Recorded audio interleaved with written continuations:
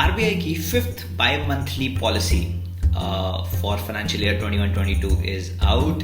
इसमें आरबीआई ने रेट्स में कोई भी चेंज नहीं किए हैं, बट रेट्स ना चेंज करने के reason as compared to the previous reason have changed, और इसका जो असर होगा दैट ऑल्सो हैज चेंज्ड। अगर पुराने वाले रेट्स याद हैं तो बहुत अच्छी बात है, अगर नहीं याद हैं तो ये रेट दोबारा सुन लो just as revision.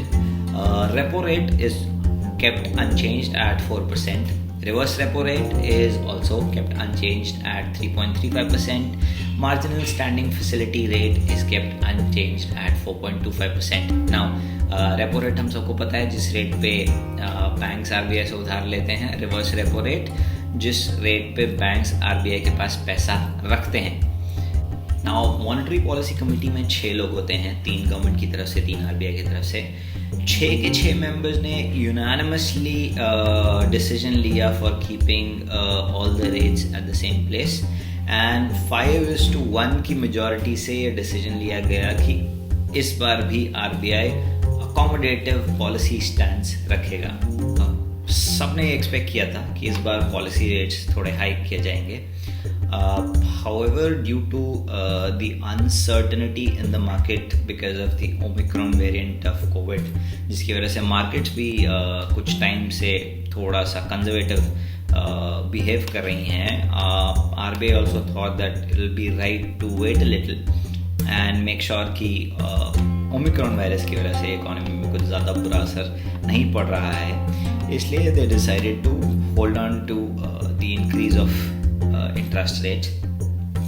It is inevitable, next 1 या 2 पॉलिसीज़ में ये डेफिनेटली इंक्रीज किए जाएंगे। However for this particular period RBI has decided that they will hold on to the horses. इससे फ़ायदा किसका होगा, तो जो इंटरेस्ट सेंसिटिव सेक्टर्स हैं, यानी कि जैसे हाउसिंग मार्केट है या फिर ऑटो मार्केट है, जहाँ पे rate of interest of the loan जो लिया जाता है फॉर परचेजिंग और for consumption of the products of these markets, like auto loan में कार लोन का इंटरेस्ट रेट एक मेजर फैक्टर होता है, होम लोन का इंटरेस्ट एक मेजर फैक्टर होता है behind the decision of buying any such product. ये सब इंटरेस्ट सेंसिटिव जो प्रोडक्ट्स हैं, जो सेगमेंट्स हैं, उनको फ़ायदा होगा। And if anyone is planning to buy a car, buy a house, this is a good time to lock the deal when the interest rates are lower, because in the next quarter or 2 it is inevitable that the interest rates will go high.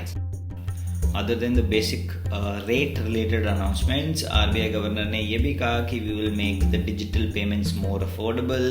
उन्होंने UPI transaction की limit 2 lakh से बढ़ा के 5 लाख कर दी है, and they are coming up with a plan to make UPI payments possible without any internet connection. So किसी भी type के मोबाइल से आप UPI पेमेंट कर पाएंगे। That is the direction in which RBI wants digital payment platform to move towards. With this, I'll wrap up today's video. अगर पसंद आया हो तो like, share and subscribe. Thank you.